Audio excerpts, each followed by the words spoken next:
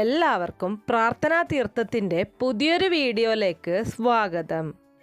ഇന്ന് നമ്മൾ പറയാൻ പോകുന്നത് ഒട്ടുമിക്ക ആൾക്കാർക്കും അറിയാവുന്ന, പലരും പോയിട്ടുണ്ടാവുന്ന കൊടുങ്ങല്ലൂർ ശ്രീ കുറുമ്പ ഭഗവതി ക്ഷേത്രത്തെക്കുറിച്ചാണ്. കേരളത്തിൽ തൃശ്ശൂർ ജില്ലയിൽ കൊടുങ്ങല്ലൂരിലുള്ള ഒരു പ്രസിദ്ധമായ ക്ഷേത്രമാണ് ശ്രീ കുറുമ്പ ഭഗവതി ക്ഷേത്രം. ഭഗവതിയുടെ മൂലകേന്ദ്രമായി കരുതപ്പെടുന്ന ഇത് ലോകാംബിക ക്ഷേത്രം എന്നും അറിയപ്പെടുന്നുണ്ട്. ദക്ഷിണ ഇന്ത്യയിലെ ശാക്തേയ ഉപാസകരുടെയും ദേവീഭക്തരുടെയും ഏറ്റവും പ്രധാനപ്പെട്ട ഒരു പുണ്യകേന്ദ്രം കൂടിയാണ് ഈ ക്ഷേത്രം. ഹൈന്ദവ ശാക്തേയ വിശ്വാസപ്രകാരം കേരളത്തിൽ ആദ്യമായി ജഗദീശ്വരിയും ആദിപരാശക്തിയുമായ ശ്രീ ഭദ്രകാളിയെ പ്രതിഷ്ഠിച്ചത് കൊടുങ്ങല്ലൂരിലാണ്. ഇവിടെ നിന്നും ഭഗവതിയെ ആവാഹിച്ചും പ്രാർത്ഥിച്ചും കൊണ്ടുപോയി കുടിയിരുത്തിയ മറ്റനേകം ക്ഷേത്രങ്ങളും കാവുകളും കേരളത്തിൽ കാണാനായിട്ട് സാധിക്കും. അതുകൊണ്ട് തന്നെ കേരളത്തിലെ മറ്റ് 64 കാളീക്ഷേത്രങ്ങളുടെ മാതൃക്ഷേത്രമായാണ് കൊടുങ്ങല്ലൂർ ഭഗവതി ക്ഷേത്രം കണക്കാക്കപ്പെടുന്നത്. കൊടുങ്ങല്ലൂർ ഭഗവതിയെ എല്ലാവരും കൊടുങ്ങല്ലൂരമ്മ എന്നാണ് പറയുന്നത്. സപ്തമാതാക്കൾ, അതായത് ബ്രാഹ്മി, വൈഷ്ണവി, മഹേശ്വരി, ഇന്ദ്രാണി, വാരാഹി, കൗമാരി, ചാമുണ്ഡി ഇവരെല്ലാവരും തന്നെ സവിശേഷ പ്രാധാന്യത്തോടെ ഇവിടെ ഭഗവതിയോടൊപ്പം 3 നടകളിലായി പ്രതിഷ്ഠിക്കപ്പെട്ടിരിക്കുന്നു. ഒപ്പം തന്നെ തുല്യ പ്രാധാന്യത്തോടെ പരമശിവനും ഇവിടുത്തെ പ്രധാന പ്രതിഷ്ഠയാണ്. എന്നാൽ ശിവക്ഷേത്രം എന്ന നിലയ്ക്കല്ല, മറിച്ച് ഭഗവതി ക്ഷേത്രം എന്ന നിലയിലാണ് കൊടുങ്ങല്ലൂർ ക്ഷേത്രത്തിന് പ്രസിദ്ധി. 5 ശ്രീചക്ര പ്രതിഷ്ഠയുള്ള ക്ഷേത്രമാണ് കൊടുങ്ങല്ലൂർ ക്ഷേത്രം. പുരാതന കേരളത്തിന്റെ രക്ഷയ്ക്കായി പ്രതിഷ്ഠിക്കപ്പെട്ട 4 അംബികാലയങ്ങളിൽ ഒന്നാണ് ഈ ക്ഷേത്രം. കൊല്ലൂർ മൂകാംബിക, പാലക്കാട് ഹേമാംബിക, കന്യാകുമാരി ബാലാംബിക തുടങ്ങിയവയാണ് മറ്റ് 3 ക്ഷേത്രങ്ങൾ. അടികൾ എന്ന സമുദായക്കാരാണ് ഇവിടുത്തെ പൂജാരിമാർ. ശാക്തേയ സങ്കല്പത്തിലുള്ള പൂജകളാണ് ഇക്കൂട്ടർ നടത്തുന്നത്. കുന്നത്ത്, മഠത്തിൽ, നീലത്ത് എന്നീ അടികൾ കുടുംബക്കാർക്കാണ് പരമ്പരാഗതമായി പൂജാധികാരം. ചൊവ്വ, വെള്ളി, പൗർണമി, അമാവാസി, മാസത്തിലെ 1-ാം തീയതി തുടങ്ങിയവ ദർശനത്തിന് പ്രധാന ദിവസങ്ങളാണ്. പിന്നെ ഈ ക്ഷേത്രത്തിലെ പ്രധാന ഉത്സവങ്ങൾ എന്ന് പറയുന്നത് കൊടുങ്ങല്ലൂർ ഭരണി, കൊടുങ്ങല്ലൂർ താലപ്പൊലി, നവരാത്രി എന്നിവയാണ്. ലോകാംബിക എന്നാണ് കൊടുങ്ങല്ലൂരമ്മ അറിയപ്പെടുന്നത്. കേരളത്തെ മഹാമാരികളിൽ നിന്നും ആപത്തുകളിൽ നിന്നും രക്ഷിക്കാനാണ് ഭഗവതിയെ പ്രതിഷ്ഠിച്ചത് എന്നാണ് സങ്കല്പം. പുരാണങ്ങൾ പ്രകാരം ദുഷ്ടനായ ദാരികാസുരനിൽ നിന്ന് സമസ്ത ലോകത്തെയും രക്ഷിക്കാൻ പരമശിവന്റെ തൃക്കണ്ണിലെ അഗ്നിയിൽ നിന്നാണ് ശ്രീ ഭദ്രകാളി അവതരിക്കുന്നത്. ദാരിക നിഗ്രഹത്തിന് ശേഷം കോപം ശമിക്കാത്ത ഭഗവതിയെ ശാന്തയാക്കാൻ ശിവഗണങ്ങൾ ഭഗവതി സ്തുതികളും ബലിയുമായി നൃത്തമാടിയെന്നും അപ്പോൾ കോപം ശമിച്ച് ഭഗവതി സന്തുഷ്ടയായെന്നുമാണ് കഥ.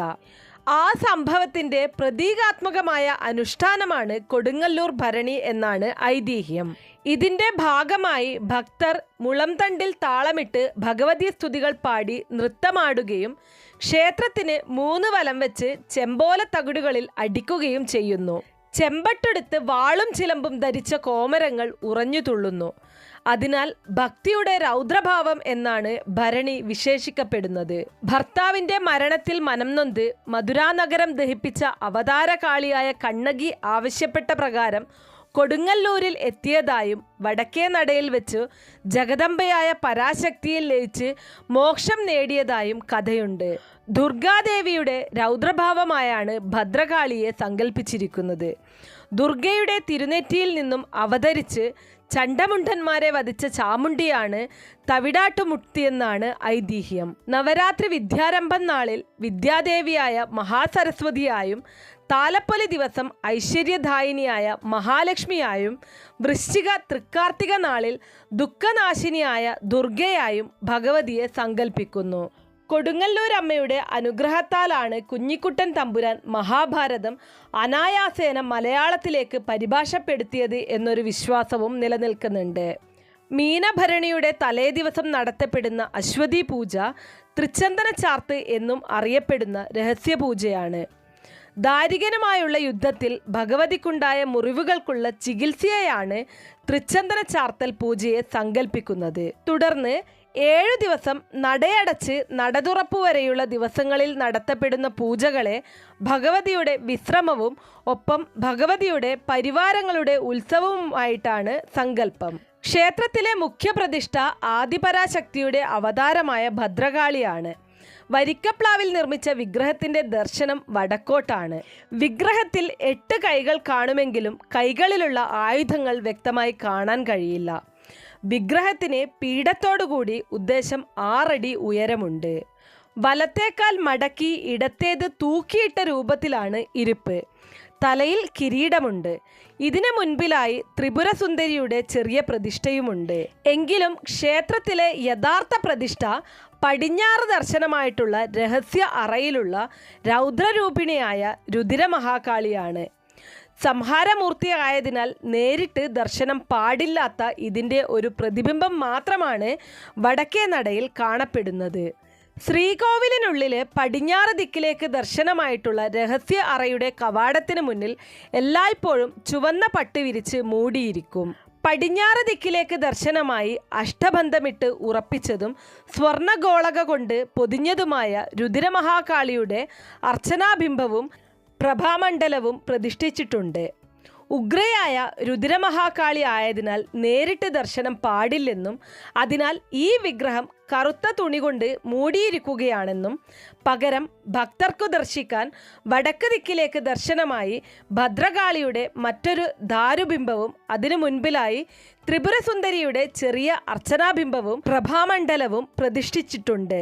ക്ഷേത്രത്തിൻ്റെ പരമാധികാരി വലിയ തമ്പുരാനോ അമ്മത്തമ്പുരാട്ടിയോ ക്ഷേത്ര ദർശനത്തിന് വരുന്ന സമയത്തോ കൊടുങ്ങല്ലൂർ കോവിലകത്തെ ഒരു സന്തതിയെ 1-ാം പിറന്നാളിന് രുദ്രമഹാകാളിക്ക് മുന്നിൽ പടിഞ്ഞാറേ നടയ്ക്കൽ അടിമകിടത്താൻ കൊണ്ടുവരുമ്പോഴോ മാത്രമാണ് ശ്രീകോവിലിൻ്റെ പടിഞ്ഞാറേ നട തുറക്കുകയുള്ളൂ. തമ്പുരാനോ തമ്പുരാട്ടിയോ നടയ്ക്കലെത്തി നമസ്കരിച്ചു കഴിഞ്ഞാൽ പടിഞ്ഞാറേ നടയ്ക്കൽ സ്ഥാപിച്ചിട്ടുള്ള മണി 5 പ്രാവശ്യം മുഴക്കും. ഈ അവസരത്തിൽ ശ്രീകോവിലിൻ്റെ പടിഞ്ഞാറേ നടയുടെ വലത്തെ കതകു മാത്രം തുറന്നുകൊടുക്കും. തമ്പുരാൻ നമസ്കരിച്ച് എഴുന്നേൽക്കും മുമ്പ് നട അടച്ചു കഴിയും. ഇനി പരമാത്മാവായ ശിവന്റെ ദർശനം കിഴക്കോട്ടാണ്. ശിവക്ഷേത്രത്തിൻ്റെ തറ കരിങ്കല്ലുകൊണ്ടും ചുമരുകൾ വെട്ടുകല്ലുകൊണ്ടും തീർത്തതാണ്. അടുത്തതായിട്ട് ഈ ക്ഷേത്രത്തിലുള്ള വഴിപാടുകളെ കുറിച്ചൊന്ന് നോക്കാം. ഏറ്റവും പ്രധാനപ്പെട്ട വഴിപാട് വെടിവഴിപാടാണ്. വലിയ വെടി, ചെറിയ വെടി എന്നിങ്ങനെ 2 തരം വെടിവഴിപാടുകളുണ്ട്. ബുദ്ധമതത്തിൻ്റെ മറ്റൊരു സംഭാവനയായാണ് കതിരവെടികളെ കണക്കാക്കുന്നത്. ഗുരുതിയാണ് മറ്റൊരു വഴിപാട്. ശത്രുദോഷത്തിനും മാനസിക പ്രശ്നങ്ങൾക്കും പരിഹാരമായി ചെയ്യുന്ന വഴിപാടാണിത്. ഗുരുതി വഴിപാട് നടത്തിവരുന്നത് വസൂരിമാല ക്ഷേത്ര നടയ്ക്കലാണ്. ഉഗ്രരൂപിണിയായ ദേവിയുടെ ഉഗ്രത വർദ്ധിക്കാതിരിക്കാനാണ് ഗുരുതി പൂജ നടത്തിയിരുന്നത് എന്നാണ് വിശ്വാസം. വൃശ്ചിക ധനു മാസങ്ങളിലെ മണ്ഡലകാലങ്ങളിലും മീനഭരണിക്ക് തുടക്കം കുറിക്കുന്നത് തൊട്ട് ക്ഷേത്രനട തുറക്കും വരെയും ഗുരുതി വഴിപാട് നടത്താറില്ല. വസൂരിമാലയ്ക്ക് മഞ്ഞൾപ്പൊടി ആടിക്കലാണ് പ്രധാന വഴിപാട്. ഒരു പ്രാവശ്യം ആടിച്ച പൊടി വീണ്ടും ആടിക്കാൻ ഉപയോഗിക്കാറുണ്ട്. ഇനി ക്ഷേത്രപാലകന് പ്രധാന വഴിപാട് ചമയമാണ്. 101 നാളികേരം ഉടയ്ക്കലും 101 വസ്ത്രം ഉടുപ്പിക്കലും ഇതിൽപ്പെടും. ക്ഷേത്രപാലകനുള്ള മറ്റൊരു വഴിപാട് പുളിഞ്ചാമൃതമാണ്. തവിടാട് മുത്തിക്കുള്ള പ്രധാന വഴിപാട് തവിട് അടിക്കലാണ്. അതിനുള്ള അവകാശം പത്മശാലിയർക്കാണ്. ശ്വാസകോശ സംബന്ധമായിട്ടുള്ള രോഗങ്ങൾ മാറിക്കിട്ടാനാണ് ഇത് ചെയ്യുന്നത് എന്നാണ് വിശ്വാസം. അതുപോലെ തന്നെ ഒറ്റയപ്പവും ഈ ക്ഷേത്രത്തിലെ പ്രധാന വഴിപാടായി നടത്തപ്പെടുന്നു. ഗുരുതി പുഷ്പാഞ്ജലി, രക്തപുഷ്പാഞ്ജലി, ശത്രുസംഹാര പുഷ്പാഞ്ജലി, മഹിഷാസുരമർദ്ദിനി പുഷ്പാഞ്ജലി എന്നിവയും പ്രധാന വഴിപാടുകളിൽ ഉൾപ്പെടും. ഇനി ഈ ഒരു ക്ഷേത്രത്തിൽ എടുത്തു പറയേണ്ട കാര്യങ്ങൾ എന്ന് പറയുന്നത് മീനഭരണി, അതുപോലെ തന്നെ കോഴിക്കല്ല് മൂടൽ, രേവതി വിളക്ക്, കാവ് തീണ്ടൽ, കോമരങ്ങൾ. കൊടുങ്ങല്ലൂർ ഭരണി കോമരങ്ങളുടെ ഉത്സവം എന്നാണ് അറിയപ്പെടുന്നത്. അതുപോലെ അവകാശത്തറകൾ, കൊടുങ്ങല്ലൂർ താലപ്പൊലി, പിന്നെ ചാന്താട്ടം, നവരാത്രി ഉത്സവം, ഇതൊക്കെയും തന്നെ ഇവിടെ വളരെ പ്രസിദ്ധി ആർജിച്ച കാര്യങ്ങളാണ്. അപ്പോൾ വിളിച്ചാൽ വിളിപ്പുറത്തുള്ള ദേവിയാണ് കൊടുങ്ങല്ലൂരമ്മ. അപ്പോൾ നിങ്ങൾ ഇതുവരെ പോയിട്ടില്ല എന്നുണ്ടെങ്കിൽ തീർച്ചയായിട്ടും ദർശനം നടത്തിയിരിക്കേണ്ട ഒരു ക്ഷേത്രം തന്നെയാണ്. കൊടുങ്ങല്ലൂർ ക്ഷേത്രത്തെക്കുറിച്ച് നിർബന്ധമായിട്ടും എല്ലാവരും അറിഞ്ഞിരിക്കേണ്ട വളരെ ചുരുക്കം കാര്യങ്ങൾ മാത്രമാണ് ഞാൻ ഈ ഒരു വീഡിയോയിൽ ഉൾപ്പെടുത്തിയിട്ടുള്ളത്. അപ്പോൾ കൂടുതൽ കാര്യങ്ങൾ അറിയണമെന്നുണ്ടെങ്കിൽ നിങ്ങൾ കമൻറ്റ് ചെയ്ത് കഴിഞ്ഞാൽ അതിൻ്റെ ഓരോ കാര്യങ്ങളും വിശദമായിട്ട് തന്നെ പറഞ്ഞു തരുന്നതായിരിക്കും. 2025 കാവ് തീണ്ടൽ മാർച്ച് 31-നും കൊടുങ്ങല്ലൂർ ഭരണി ഉത്സവം ഏപ്രിൽ 1-നുമാണ് നടക്കുന്നത്. ഈ ഒരു സമയത്തൊക്കെ പല സ്ഥലങ്ങളിൽ നിന്നും ഭക്തർ ആ ക്ഷേത്രത്തിൽ എത്താറുണ്ട്, അമ്മയുടെ അനുഗ്രഹം തേടാറുണ്ട്. സാധിക്കുന്ന ആൾക്കാർ പോവുക, ഇല്ലയെന്നുണ്ടെങ്കിൽ ആ ഒരു സമയത്തുള്ള തിരക്കും കാര്യങ്ങളൊക്കെ വളരെ തിരക്കുള്ള സമയമായിരിക്കും. അപ്പോൾ നിങ്ങൾക്ക് ആ സമയത്ത് പോകാൻ സാധിക്കുന്നില്ല എന്നുണ്ടെങ്കിൽ പിന്നീടുള്ള സമയങ്ങളിലും ഞാൻ ഈ പറഞ്ഞതുപോലെ പ്രത്യേകതയുള്ള ദിവസങ്ങളിലും പോയി കഴിഞ്ഞാൽ വളരെ നല്ലതാണ്. അപ്പോൾ ഇത്രയേ ഉള്ളൂ ഇന്നത്തെ നമ്മുടെ വീഡിയോ. ഇതുപോലുള്ള വീഡിയോസിൽ താല്പര്യമുള്ളവർ തീർച്ചയായിട്ടും നമ്മുടെ ഈ ചാനലൊന്ന് സബ്സ്ക്രൈബ് ചെയ്യുക. നിങ്ങളുടെ അഭിപ്രായങ്ങളും നിർദ്ദേശങ്ങളും ഒക്കെ കമൻറ്റ് ബോക്സ് വഴി ഇൻഫോം ചെയ്യാവുന്നതാണ്. നന്ദി.